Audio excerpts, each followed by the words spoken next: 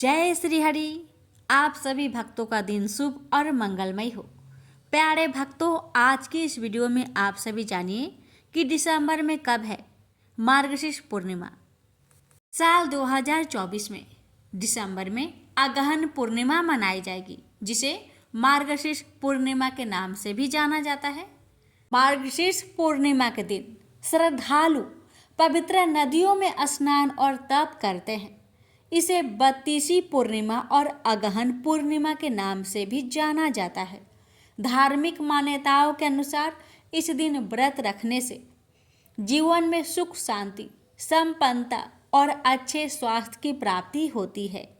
ऐसे में ये भी कहा जाता है कि अगर इस पूर्णिमा पर तुलसी की जड़ शरीर पर लगाकर फिर पवित्र नदी में स्नान किया जाए तो इससे विष्णु भगवान की कृपा प्राप्त होती है।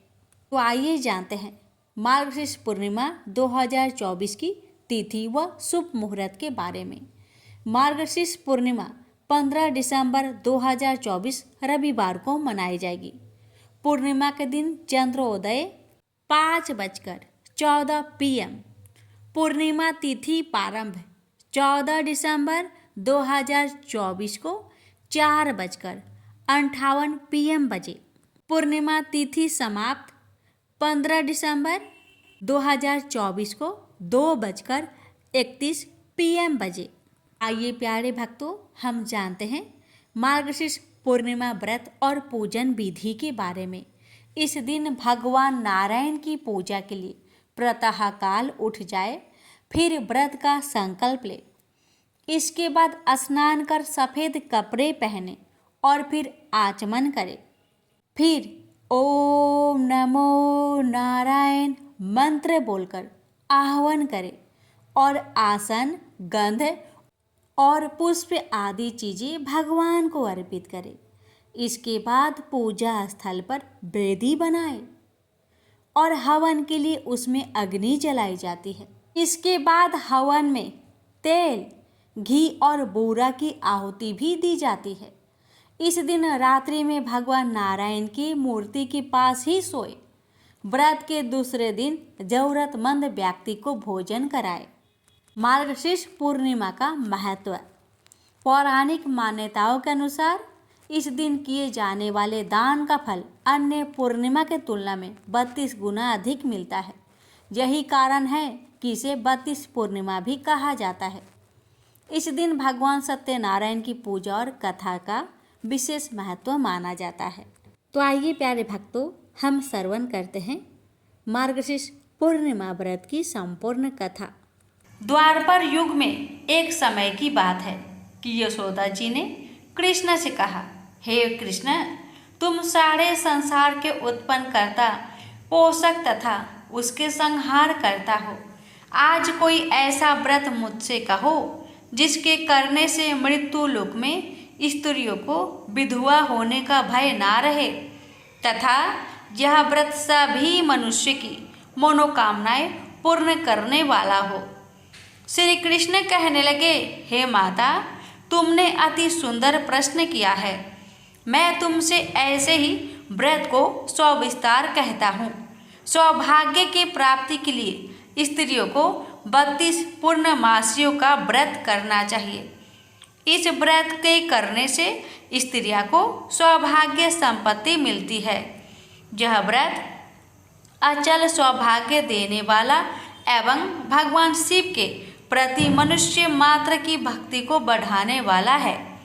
यशोदा जी कहने लगी, हे कृष्ण, सर्वप्रथम इस व्रत को मृत्यु लोक में किसने किया था, इसके विषय में विस्तार पूर्वक मुझसे कहो।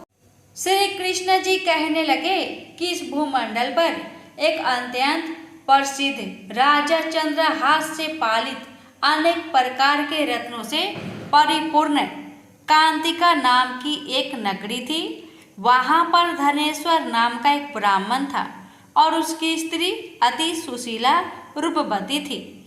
दोनों ही उसी नगरी में बड़े प्रेम के साथ रहते।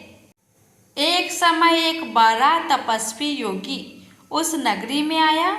वह योगी उस ब्राह्मण के घर को छोड़कर अन्य सब घरों से भिक्षा लाकर भोजन किया करता था। रूपवती से वह भिक्षा नहीं लिया करता था। उस योगी ने एक दिन रूपवती से भिक्षा न लेकर किसी अन्य घर से भिक्षा लेकर गंगा किनारे जाकर भिक्षान्न को प्रेम पूर्वक खा रहा था कि धनेश्वर ने योगी का यह सब कार्य किसी प्रकार से देख लिया। अपनी भिक्षा के अनादर से दुखी होकर धनेश्वर योगी से बोला, महात्मन, आप सब घरों से भिक्षा लेते हैं परंतु मेरे घर की भिक्षा कभी भी नहीं लेते, इसका कारण क्या है? योगी ने कहा कि निसंतान के घर की भीख पतितों के अन्न के तुल्य होती है और जो पतितों का अन्न खाता है वो भी पतित हो जाता है। चूंकि तुम निसंतान हो अतः पतित हो जाने के भय से मैं तुम्हारे घर की भिक्षा नहीं लेता हूँ। धनेश्वर यह बात सुनकर अपने मन में बहुत दुखी हुआ और हाथ जोड़कर योगी के पैरों पर गिर पड़ा तथा अंतर्भाव से कहने लगा, हे महाराज, यदि ऐसा है तो आप मुझको पुत्र प्राप्ति का उपाय बतलाइए। आप सर्वज्ञ हैं, मुझ पर अवश्य ही यह कृपा कीजिए। धन की मेरे घर में कोई कमी नहीं परंतु मैं पुत्र न होने के कारण अत्यंत दुखी हूँ।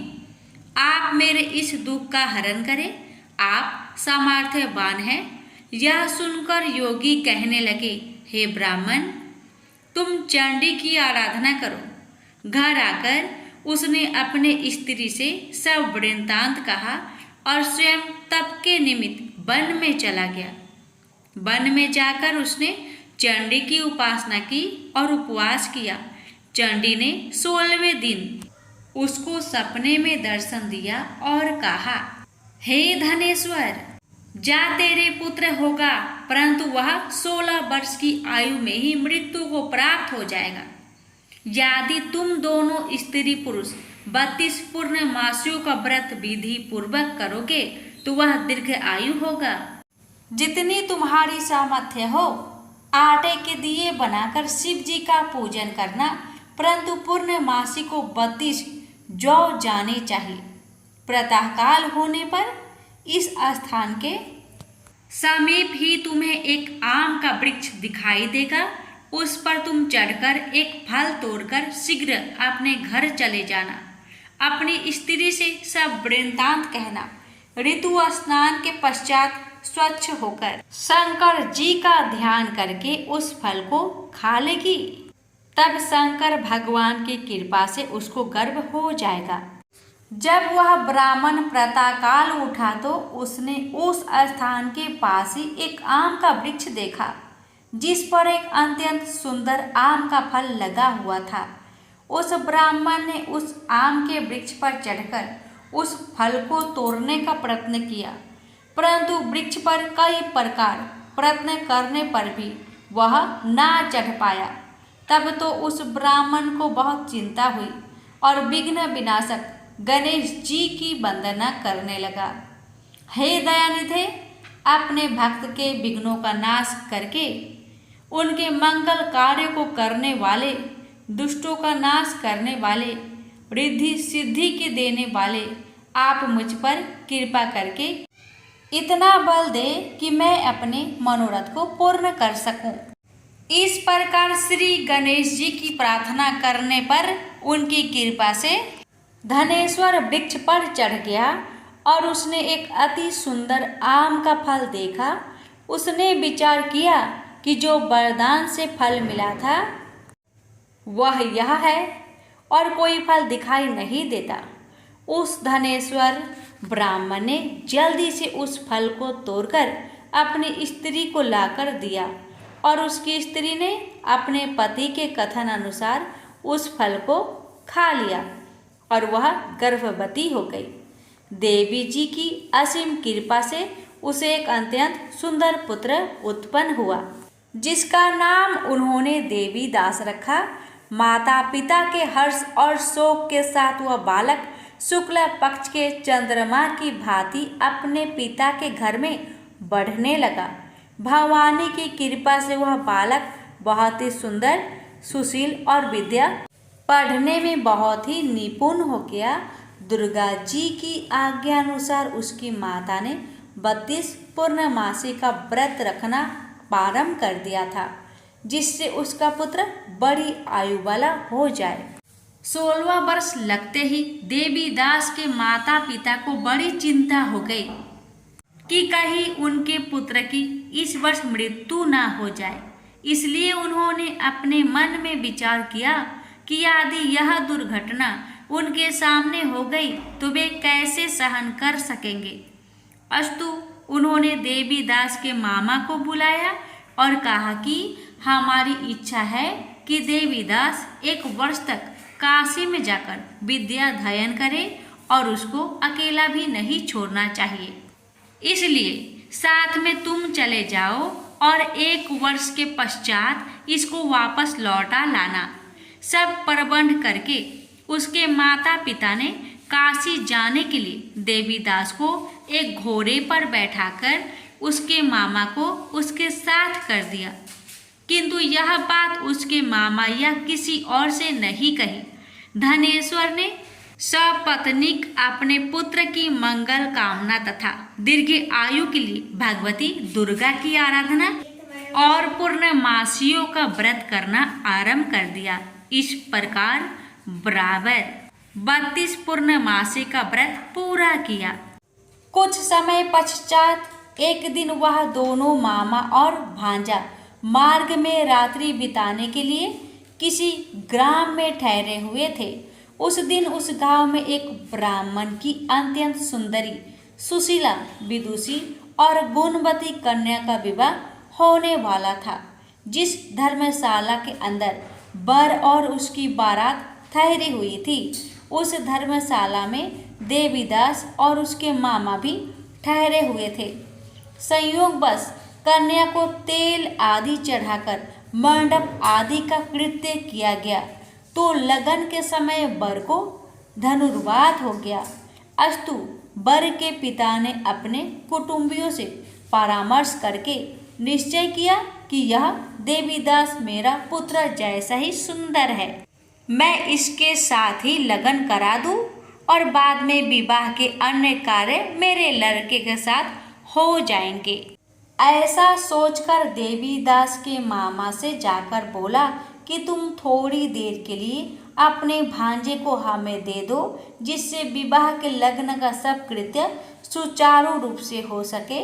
तब उसका मामा कहने लगा कि जो कुछ भी मधुपर्क आदि कन्यादान के समय वर को मिले वह सब हमें दिया जाए तो मेरा भांजा इस बारात का दूल्हा बन जाएगा। यह बात वर के पिता ने स्वीकार कर लेने पर उसने अपना भांजा वर बनने को भेज दिया और उसके साथ सब विवाह कार्य रात्रि में विधि पूर्वक संपन्न हो गया। पत्नी के साथ वह भोजन न कर सका और अपने मन में सोचने लगा कि न जाने यह किसी स्त्री होगी। वह एकांत में इसी सोच में गरम निश्वास छोड़ने लगा तथा उसकी आंखों में आंसू भी आ गया। तब वधू ने पूछा कि क्या बात है, आप इतने उदासीन व दुखी क्यों हो रहे हैं। तब उसने सब बातें जो वर के पिता व उसके मामा में हुई थी उसको बतला दी। तब कन्या कहने लगी कि यह ब्रह्म विवाह के विपरीत हो कैसे सकता है। हे देव, ब्राह्मण और अग्नि के सामने मैंने आपको ही अपना पति बनाया है, इसलिए आप ही मेरे पति हैं। मैं आपकी ही पत्नी रहूंगी, किसी अन्य की कदापि नहीं। तब देवीदास ने कहा, ऐसा मत करिए, क्योंकि मेरी आयु बहुत थोड़ी है। मेरे पश्चात आपकी क्या गति होगी, इन बातों को अच्छी तरह विचार लो। परंतु वह दृढ़ विचार वाली थी, बोली कि जो आपकी गति होगी वही मेरी गति होगी। हे स्वामी, आप उठिए और भोजन करिए, आप निश्चय ही भूखे होंगे। इसके बाद देवीदास और उसकी पत्नी दोनों ने भोजन किया तथा शेष रात्रि वे सोते रहे।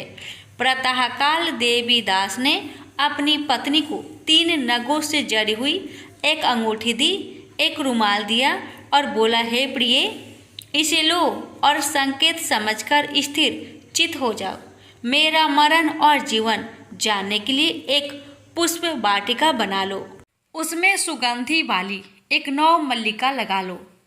उसको प्रतिदिन जल से सींचा करो और आनंद के साथ खेलो कूदो तथा उत्सव मनाओ। जिस समय और जिस दिन मेरा प्रांत होगा, ये फूल सूख जाएंगे और जब ये फिर हरे हो जाए तो जान लेना कि मैं जीवित हूँ। यह बात निश्चय करके समझ लेना, इसमें कोई संचय नहीं है। यह समझाकर वह चला गया। प्रातःकाल होते ही वहां पर गाजे बाजे बजने लगे और जिस समय विवाह के कार्य समाप्त करने के लिए वर तथा सब बाराती मंडप में आए तो कन्या ने वर को भली प्रकार से देखकर अपने पिता से कहा, यह मेरा पति नहीं है। मेरा पति वही है जिसके साथ रात्रि में मेरा पानी ग्रहण हुआ था। इसके साथ मेरा विवाह नहीं हुआ है। यदि यह वही है तो बताए कि मैंने इसको क्या किया। मधुपर्क और कन्यादान के समय जो मैंने भूषण आदि दिए थे उन्हें दिखाए तथा रात में मैंने क्या गुप्त बातें कही थी वह सब सुनाए। पिता ने उसके कथन अनुसार वर को बुलाया। कन्या की यह सब बातें सुनकर वह कहने लगा कि मैं कुछ नहीं जानता। इसके पश्चात लज्जित होकर वह अपना सा मुंह लेकर चला गया और सारी बारात भी अपमानित होकर वहां से लौट गई। भगवान श्री कृष्ण बोले, हे माता, इस प्रकार देवीदास काशी विद्याध्ययन के लिए चला गया। जब कुछ समय बीत गया तो काल से प्रेरित होकर एक सर्प रात्रि के समय उसको डसने के लिए वहां पर आया। उस विषधर के प्रभाव से उसके शयन के स्थान चारों ओर से विष की ज्वाला से विषैला हो गया, परंतु व्रत राज के प्रभाव से उसको काटने न पाया, क्योंकि पहले ही उसकी माता ने 32 पूर्णिमा का व्रत कर रखा था। इसके बाद वह मध्या के समय स्वयं काल वहां पर आया और उसके शरीर से उसके प्राणों को निकालने का प्रयत्न करने लगा, जिससे वह मूर्छित होकर पृथ्वी पर गिर पड़ा। भगवान की कृपा से उसी समय पार्वती जी के साथ श्री शंकर जी वहां पर आ गए। उसको मूर्छित दशा में देखकर पार्वती जी ने भगवान शंकर से प्रार्थना की कि हे महाराज, इस बालक की माता ने पहले 32 पूर्णिमा का व्रत किया था, जिसके प्रभाव से हे भगवान आप इसको प्राण दान दे। भवानी के कहने पर भक्त वत्सल भगवान श्री शिव जी ने उसको प्राण दान दे दिया। इस व्रत के प्रभाव से काल को भी पीछे हटना पड़ा और देवीदास स्वस्थ होकर बैठ गया। उधर उसकी स्त्री उसके काल की प्रतीक्षा किया करती थी।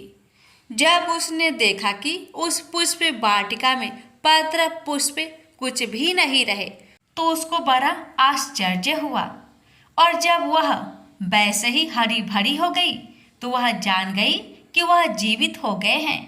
यह देखकर वह बहुत प्रसन्न मन से अपने पिता के कहने लगी कि पिताजी, मेरे पति जीवित है, आप उनको ढूंढिए। जब 16 वर्ष व्यतीत हो गया तो देवीदास भी अपने मामा के साथ काशी से चल दिया। इधर उसे ससुर उसको ढूंढने के लिए अपने घर से जाने वाले ही थे कि वह दोनों मामा भांजा वहां पर आ गए। उसको आया देखकर उसका ससुर बड़ी प्रसन्नता के साथ अपने घर में ले गया। उस समय नगर के निवासी भी वहां इकट्ठे हो गए और सबने निश्चय किया कि अवश्य ही इसी बालक के साथ इस कन्या का विवाह हुआ था। उस बालक को जब कन्या ने देखा तो पहचान लिया और कहा कि ये तो वही है जो संकेत करके गया था। तदुपरांत सभी कहने लगे कि भला हुआ जो यह आ गया, और सब नगर वासियों ने आनंद मनाया। कुछ दिन बाद देवीदास अपनी पत्नी और माता के साथ अपने ससुर के घर से बहुत सा उपहार आदि लेकर अपने घर के लिए प्रस्थान किया। जब वह अपने गांव के निकट आ गया तो कई लोगों ने उसको देखकर उसके माता पिता को पहले ही जाकर खबर दे दी कि तुम्हारा पुत्र देवीदास अपनी पत्नी और मामा के सहित आ रहे हैं। ऐसा समाचार सुनकर पहले तो उन्हें विश्वास ही नहीं हुआ, किंतु जब और लोगों ने भी आकर उनकी बात का समर्थन किया तो उनको बड़ा आश्चर्य हुआ। लेकिन थोड़ी देर में देवीदास ने आकर अपने माता पिता के चरणों में अपना सिर रखकर प्रणाम किया और उसकी पत्नी ने अपने सास ससुर के चरणों को स्पर्श किया तो माता पिता ने अपने पुत्र और पुत्र वधू को अपने हृदय से लगा लिया और दोनों की आंखों में प्रेम अश्रु बह चले। अपने पुत्र और पुत्र वधू के आने की खुशी में धनेश्वर ने बड़ा भारी उत्सव किया और ब्राह्मणों को भी बहुत सी दान दक्षिणा देकर प्रसन्न किया। श्री कृष्ण जी कहने लगे कि इस प्रकार धनेश्वर 32 पूर्णिमाओं की व्रत के प्रभाव से पुत्रवान हो गया। जो भी स्त्रियां इस व्रत को करती है वे जन्म जन्मांतर में वैधव का दुख नहीं भोगती और सदैव सौभाग्यवती रहती है। यह मेरा वचन है, इसमें कोई संदेह नहीं मानना। यह व्रत पुत्र पौत्रों को देने वाला तथा संपूर्ण मनोकामनाओं को पूर्ण करने वाला है। 32 पूर्णिमाओं के व्रत करने से व्रत की सब इच्छाएं भगवान शिव जी की कृपा से पूर्ण हो जाती है। प्रेम से बोलिए हर हर महादेव। अब आइए जानते हैं 32 पूर्णिमा व्रत की पूजन विधि के बारे में। एक समय की बात है, नैमिषारण्य तीर्थ में सौनकादि 88,000 ऋषियों ने श्री सूत जी से पूछा, हे प्रभु, इस कलयुग में वेद विद्या रहित मनुष्य को प्रभु भक्ति किस प्रकार मिल सकती है तथा उनका उद्धार कैसे होगा? हे मुनि श्रेष्ठ, कोई ऐसा तप बताइए जिससे थोड़े समय में ही पुण्य मिले और मनोवांछित फल भी मिल जाए। इस प्रकार की कथा सुनने की हम इच्छा रखते हैं। सर्व शास्त्रों के ज्ञाता सूत जी बोले, हे वैष्णवों, मैं पूज्य आप सभी ने प्राणियों के हित की बात पूछी है, इसलिए मैं एक श्रेष्ठ व्रत को आप लोगों को बतलाऊंगा जिसे नारद जी ने लक्ष्मी नारायण जी से पूछा था और लक्ष्मीपति ने मुनि श्रेष्ठ नारद जी से कहा था। आप सब इसे ध्यान से सुनिए। एक समय की बात है, योगीराज नारद जी दूसरों के हित की इच्छा लिए अनेकों लोकों में घूमते हुए मृत्यु लोक में आ पहुंचे। यहाँ उन्होंने अनेक योनियों में जन्मे प्राय सभी मनुष्यों को अपने कर्मों द्वारा अनेकों दुख से पीड़ित देखा। उनका दुख देख नारद जी सोचने लगे कि कैसा यत्न किया जाए इसके करने से निश्चित रूप से मानव के दुखों का अंत हो जाए। इसी विचार पर मनन करते हुए वह विष्णु लोक में गए। वहां वह देवों के इस भगवान नारायण की स्तुति करने लगे, जिनके हाथों में शंख चक्र गदा और पद्म थे, गले में वरमाला पहने हुए थे। स्तुति करते हुए नारद जी बोले, हे भगवान, आप अत्यंत शक्ति से संपन्न हैं। मन तथा वाणी भी आपको नहीं पा सकती है। आपका यदि मध्य तथा अंत नहीं है, निर्गुण स्वरूप सृष्टि के कारण भक्तों के दुख को दूर करने वाले आपको मेरा नमस्कार है। नारद जी की स्तुति सुन विष्णु भगवान बोले, हे मुनि श्रेष्ठ, आपके मन में क्या बात है? आप किस काम के लिए पधारे हैं, उसे निसंकोच कहो। इस पर नारद मुनि बोले कि मृत्यु लोक में अनेक योनियों में जन्मे मनुष्य अपने कर्मों के द्वारा अनेकों दुख से दुखी हो रहे हैं। हे नाथ, आप मुझ पर दया रखते हैं तो बताइए कि वो मनुष्य थोड़े प्रयास से ही अपने दुखों से कैसे छुटकारा पा सकते हैं। श्री हरि बोले, हे नारद, मनुष्य की भलाई के लिए तुमने बहुत ही अच्छी बात पूछी है, जिसके करने से मनुष्य मोह से छूट जाता है। वह बात मैं कहता हूँ, उसे सुनो। स्वर्ग लोक व मृत्यु लोक दोनों में एक दुर्लभ उत्तम व्रत है जो पुण्य देने वाला है। आज प्रेम वश होकर मैं उसे तुमसे कहता हूँ। श्री सत्यनारायण भगवान का यह व्रत अच्छी तरह विधान पूर्वक करके मनुष्य तुरंत ही यहाँ सुख भोग कर मरने पर मोक्ष पाता है। श्री हरि के वचन सुन नारद जी बोले कि उस व्रत का फल क्या है और उसका विधान क्या है। यह व्रत किसने किया था, इस व्रत को किस दिन करना चाहिए, सभी कुछ विस्तार से बताए। नारद की बात सुनकर श्री हरि बोले, दुख व शोक को दूर करने वाला यह व्रत सभी स्थानों पर विजय दिलाने वाला है। मानव को भक्ति व श्रद्धा के साथ शाम को श्री सत्यनारायण की पूजा धर्म में परायण होकर ब्राह्मणों व बंधुओं के साथ करनी चाहिए। भक्ति भाव से ही नैवेद्य केले का फल, घी, दूध और गेहूं का आटा सवाया ले। गेहूं के स्थान पर साठी का आटा, शक्कर तथा गुड़ लेकर वह सभी भक्षण योग्य पदार्थों को मिलाकर भगवान का भोग लगाए। ब्राह्मणों सहित बंधु बांधवों को भी भोजन कराए। उसके बाद स्वयं भोजन करे और भजन कीर्तन के साथ भगवान की भक्ति में लीन हो जाए। इस तरह से सत्यनारायण भगवान का यह व्रत करने पर मनुष्य की सारी इच्छाएं निश्चित रूप से ही पूरी होती है। इस कली काल अर्थात कलयुग में मृत्यु लोक में मोक्ष का यही एक सरल उपाय है। इति श्री सत्यनारायण व्रत कथा प्रथम अध्याय संपूर्ण। श्रीमन नारायण नारायण नारायण, भज मन नारायण नारायण नारायण। श्री सत्यनारायण भगवान की जय।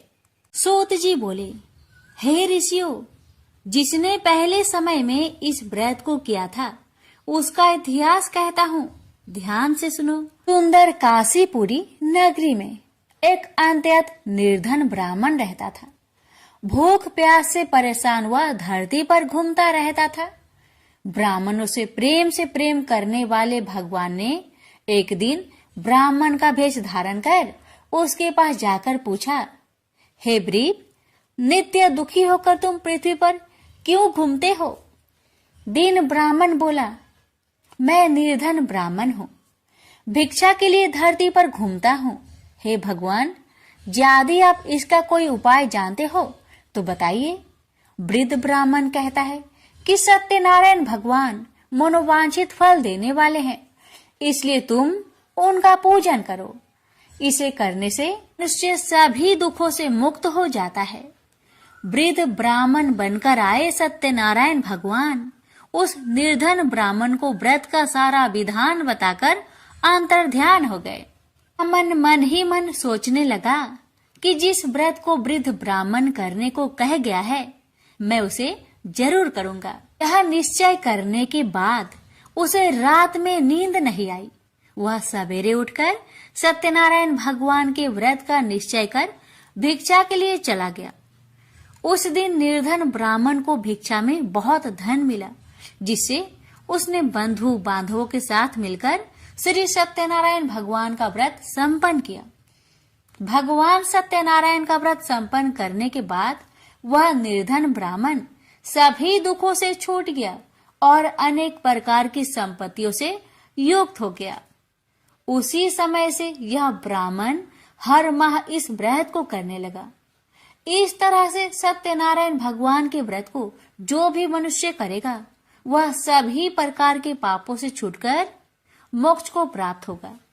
जो मनुष्य इस व्रत को करेगा वह भी सभी दुखों से मुक्त हो जाएगा। सूत जी बोले कि इस तरह से नारद जी से नारायण जी का कहा हुआ श्री सत्यनारायण व्रत को मैंने तुमसे कहा। हे ब्रीपो, मैं अब और क्या कहूँ? ऋषि बोले, हे मुनिवर, संसार में उस ब्रीप से सुनकर और किस किस ने इस व्रत को किया, हम सब इस बात को सुनना चाहते हैं।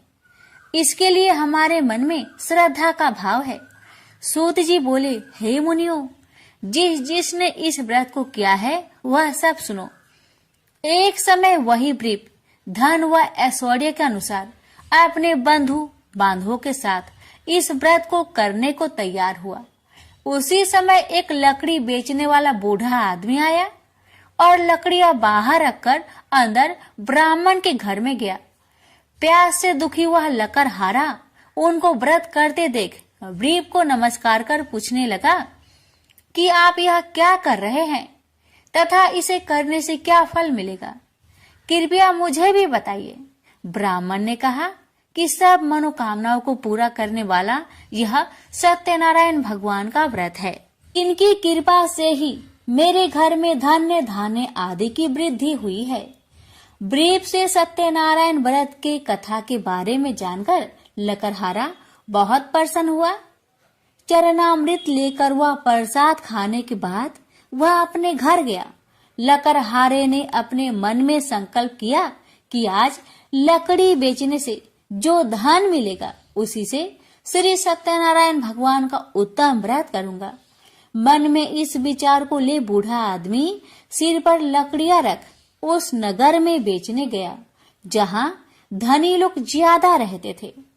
उस नगर में उसे अपनी लकड़ियों का दाम पहले से 4 गुना अधिक मिलता है। बूढ़ा प्रसन्नता के साथ दाम लेकर केले, शक्कर, घी, दूध, दही और गेहूं का आटा ले और सत्यनारायण भगवान की व्रत की अन्य सामग्रियां लेकर अपने घर गया।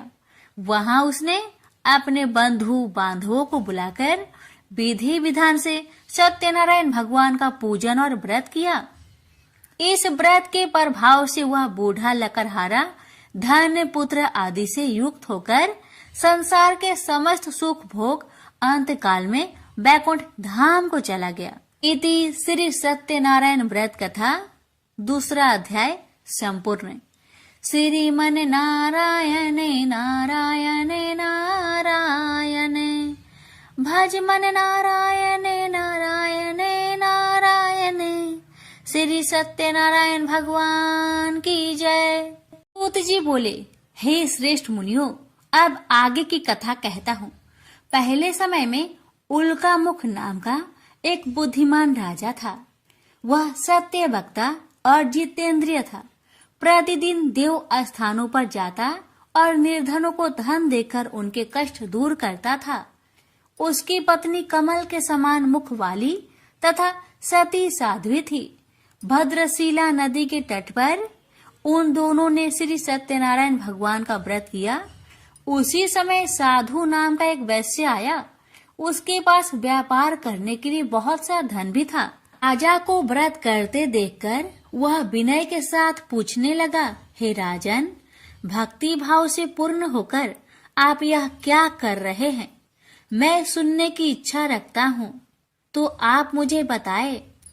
राजा बोले, हे साधु, अपने बंधु बांधवों के साथ पुत्र आदि की प्राप्ति के लिए एक महाशक्तिमान श्री सत्यनारायण भगवान का व्रत व पूजन कर रहा हूँ। राजा के वचन सुन साधु आदर से बोला, हे राजन, मुझे इस व्रत का सारा विधान कहिए। आपके कथा अनुसार मैं भी इस व्रत को करूँगा। मेरी भी संतान नहीं है और इस व्रत को करने से निश्चित रूप से मुझे संतान की प्राप्ति होगी। राजा से व्रत का सारा विधान सुनकर व्यापार से निवृत्त हो वह अपने घर गया। साधु वैश्य ने अपनी पत्नी को संतान देने वाले इस व्रत का वर्णन कह सुनाया और कहा कि जब मेरी संतान होगी तब मैं इस व्रत को करूंगा। साधु ने इस तरह के वचन अपनी पत्नी लीलावती से कहे। एक दिन लीलावती पति के साथ आनंदित हो सांसारिक धर्म में प्रवृत्त होकर सत्यनारायण भगवान की कृपा से गर्भवती हो गई।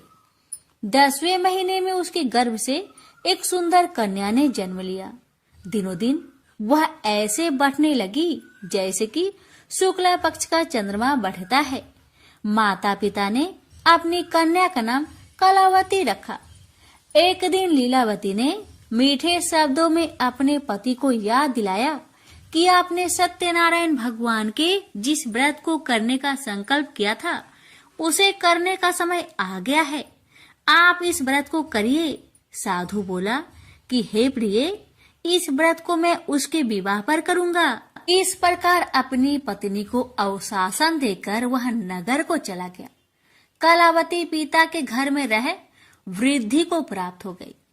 साधु ने एक बार नगर में अपनी कन्या को सखियों के साथ देखा तो तुरंत ही दूत को बुलवाया और कहा कि मेरी कन्या की योग वर देखकर आओ। साधु की बात सुनकर दूत कंचन नगर में पहुंचा और वहां देखभाल कर लड़की के सुयोग बनिक पुत्र को ले आया। सुयोग लड़के को देख साधु ने बंधु बांधवों को बुलाकर अपनी पुत्री का विवाह कर दिया। लेकिन दुर्भाग्य की बात ये कि साधु ने अभी भी श्री सत्यनारायण भगवान का व्रत नहीं किया। इस पर श्री भगवान क्रोधित हो गए और श्राप दिया कि साधु को अत्यधिक दुख मिले। अपने कार्य में कुशल साधु बनिया जमाई को लेकर समुद्र के पास स्थित होकर रत्नासारपुर नगर में गया। वहां जाकर दामाद ससुर दोनों मिलकर चंद्रकेतु राजा के नगर में व्यापार करने लगे। एक दिन भगवान सत्यनारायण की माया से एक चोर राजा का धन चुराकर भाग रहा था। उसने राजा के सिपाहियों को अपना पीछा करते देख चुराया हुआ धन वहां रख दिया जहां साधु अपने जमाई के साथ ठहरा हुआ था। राजा के सिपाहियों ने साधु वैश्या के पास राजा का धन पड़ा देखा तो वह ससुर जमाई दोनों को बांधकर प्रसन्नता से राजा के पास ले गए और कहा कि उन दोनों चोरों को हम पकड़ लाए हैं, आप आगे की कार्यवाही की आज्ञा दे।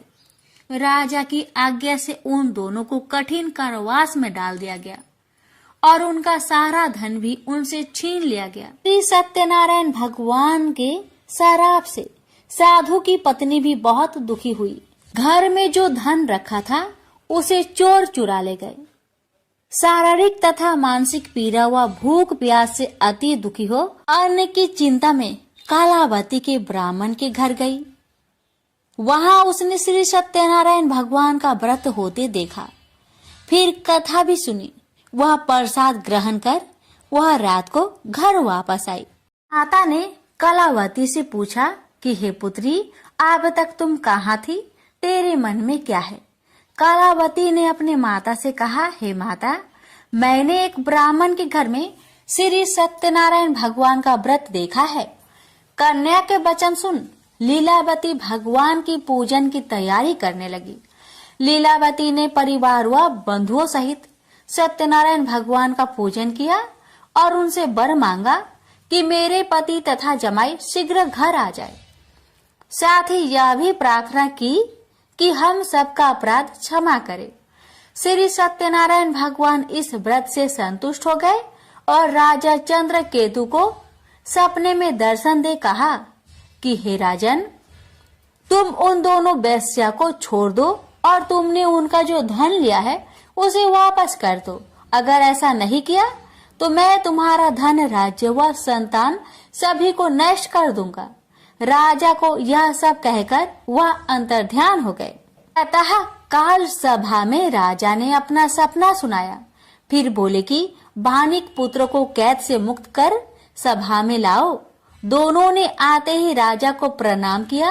राजा मीठी बानी से बोला, हे महानुभावों, भाग्यवश ऐसा कठिन दुख तुम्हें प्राप्त हुआ है, लेकिन अब तुम्हें कोई भय नहीं है। ऐसा कह राजा ने उन दोनों को नए वस्त्र भूषण भी पहनाए और जितना धन उनका लिया था उससे 2 गुना धन वापस कर दिया। दोनों वेश्या अपने घर को चल दिए। श्री सत्यनारायण व्रत कथा का 3रा अध्याय संपूर्ण। श्रीमन नारायण नारायण नारायण, भज मन नारायण नारायण नारायण। श्री सत्यनारायण भगवान की जय। सूत जी बोले, वैश्या ने मंगलाचार कर अपनी यात्रा आरंभ की और अपने नगर की ओर चल दिया। उसके थोड़ी दूर जाने पर एक दंड वेशधारी श्री सत्यनारायण ने उनसे पूछा, हे साधु, तेरी नाव में क्या है? अभिमानी बानिक हंसता हुआ बोला, हे दंडी, आप क्यों पूछते हो? क्या धन लेने की इच्छा है? मेरी नाव में तो बेल व पत्ते भरे हुए हैं। वैश्य के कठोर वचन सुन भगवान बोले, तुम्हारा वचन सत्य हो। डंडी ऐसे वचन कहे वहां से दूर चले गए। कुछ दूर जाकर समुद्र के किनारे बैठ गए। डंडी के जाने के बाद साधु वैश्य ने नित्य क्रिया के पश्चात नाव को ऊंची उठते देखकर अचंभा माना और नाव में बेल पत्ते आदि देख वह मूर्छित हो जमीन पर गिर पड़ा। मूर्छा खोलने पर वह अत्यंत शोक में डूब गया। तब उसका दामाद बोला कि आप शोक न मनाए, यह डंडी का श्राप है, इसलिए हमें उनकी शरण में जाना चाहिए, तभी हमारी मनोकामना पूरी होगी। दामाद की बात सुनकर वह डंडी के पास पहुंचा और अत्यंत भक्ति भाव नमस्कार करके बोला, मैंने आपसे जो असत्य वचन कहे थे उनके लिए मुझे क्षमा दे। ऐसा कहकर महान शोकातुर हो रोने लगा। डंडी भगवान बोले, हे बानिक पुत्र, मेरी आज्ञा से बार बार तुम्हें दुख प्राप्त हुआ है, तू मेरी पूजा से विमुख हुआ। साधु बोला, हे भगवान, आपकी माया से ब्रह्मा आदि देवता भी आपके रूप को नहीं जानते, तब मैं अज्ञानी कैसे जान सकता हूँ? आप प्रसन्न होइए, अब मैं सामर्थ्य के अनुसार आपकी पूजा करूंगा। मेरी रक्षा करो और पहले के समान नौका में धन भर दो। साधु वैश्य के भक्ति पूर्वक वचन सुनकर भगवान प्रसन्न हो गए और उसकी इच्छा अनुसार वरदान देकर अंतर ध्यान हो गए। ससुर जमाई जब नाव पर आए तो नाव धन से भरी हुई थी। फिर वही अपने अन्य साथियों के साथ सत्यनारायण भगवान का पूजन कर अपने नगर को चल दिए। जब नगर के नजदीक पहुँचे तो दूत को घर पर खबर करने के लिए भेज दिया। दूत साधु की पत्नी को प्रणाम कर कहता है कि मालिक अपने दामाद सहित नगर के निकट आ गए हैं। दूत की बात सुन साधु की पत्नी लीलावती ने बड़े हर्ष के साथ सत्यनारायण भगवान का पूजन कर अपनी पुत्री कलावती से कहा कि मैं अपने पति के दर्शन को जाती हूँ, तो कार्य पूर्ण कर शीघ्र आ जाना। माता के ऐसे वचन सुन कलावती जल्दी में प्रसाद छोड़ अपने पति के पास चली गई। प्रसाद की अवज्ञा के कारण श्री सत्यनारायण भगवान रुष्ट हो गए और नाव सहित उसके पति को पानी में डुबो दिए। कलावती अपने पति को वहां ना पाकर रोती हुई जमीन पर गिर गई। नौका को डूबा हुआ देख वह कन्या को रोता देख साधु दुखी होकर बोला कि हे प्रभु, मुझसे तथा मेरे परिवार से जो भूल हुई है उसे क्षमा करे। साधु के दीन वचन सुनकर श्री सत्यनारायण भगवान प्रसन्न हो गए और आकाशवाणी हुई, हे साधु, तेरी कन्या मेरे प्रसाद को छोड़कर आई है, इसलिए उसका पति अदृश्य हो गया है। यदि वह घर जाकर प्रसाद खाकर लौटती है तो इसे उसका पति अवश्य मिलेगा। ऐसी आकाशवाणी सुन कलावती घर पहुंचकर प्रसाद खाती है और फिर आकर अपने पति के दर्शन करती है। उसके बाद साधु अपने बंधु बांधवों सहित श्री सत्यनारायण भगवान का विधि विधान से पूजन करता है। इस लोक का सुख भोग वह अंत में स्वर्ग जाता है। इति श्री सत्यनारायण व्रत कथा चतुर्थ अध्याय संपूर्ण। श्रीमन नारायणे नारायणे नारायणे भज मन नारायणे नारायणे नारायण। श्री सत्यनारायण भगवान की जय। श्री सूत जी बोले, हे ऋषियों, मैं और भी एक कथा सुनाता हूँ, उसे भी ध्यान पूर्वक सुनो। प्रजा पालन में लीन तुंगध्वज नाम का एक राजा था। उसने भी भगवान का प्रसाद त्याग कर बहुत ही दुख प्राप्त किया। एक बार वन में जाकर वन्य पशुओं को मारकर वह बर के पेड़ के नीचे आया। वहां उसने ग्वालों को भक्ति भाव से अपने बंधुओं सहित सत्यनारायण भगवान का पूजन करते देखा। अभिमान बस राजा ने उन्हें देखकर भी पूजा स्थान में नहीं गया, न ही उसने भगवान को नमस्कार किया। ग्वालों ने राजा को प्रसाद दिया, लेकिन उसने वह प्रसाद नहीं खाया और प्रसाद को वही छोड़कर वह अपने नगर को चला गया। जब वह नगर में पहुंचा तो वहां सब कुछ तहस नहस हुआ पाया, तो वह शीघ्र ही समझ गया कि यह सब भगवान ने ही किया है। वह दोबारा ग्वालों के पास पहुंचा और विधि पूर्वक पूजा कर प्रसाद खाया तो श्री सत्यनारायण भगवान की कृपा से सब कुछ पहले जैसा हो गया। दीर्घ काल तक सुख भोगने के बाद मरोना उपरांत उसे स्वर्गलोक की प्राप्ति हुई। तो मनुष्य परम दुर्लभ इस व्रत को करेगा तो भगवान सत्यनारायण की अनुकंपा से उसे धन्य धान्य की प्राप्ति होगी। निर्धन धनी हो जाता है और भय मुक्त हो जीवन जीता है। संतानहीन मनुष्य को संतान सुख मिलता है और सारे मनोरथ पूर्ण होने पर मानव अंत काल में वैकुंठ धाम को जाता है। सूत जी बोले, जिन्होंने पहले इस व्रत को किया है अब उनके दूसरे जन्म की कथा कहता हूँ। वृद्ध संतानंद ब्राह्मण ने सुदामा का जन्म लेकर मोक्ष की प्राप्ति की। लकरहारे ने अगले जन्म में निषाद बनकर मोक्ष प्राप्त किया। उल्कामुख नाम का राजा दशरथ होकर बैकुंठ को गए। साधु नाम के वैश्य ने मोर ध्वज बनकर अपने पुत्र को आरे से चीरकर मोक्ष पाया।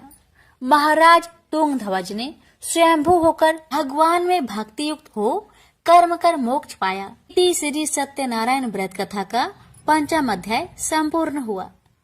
श्रीमन नारायण नारायण नारायण भज मन नारायण नारायण नारायण।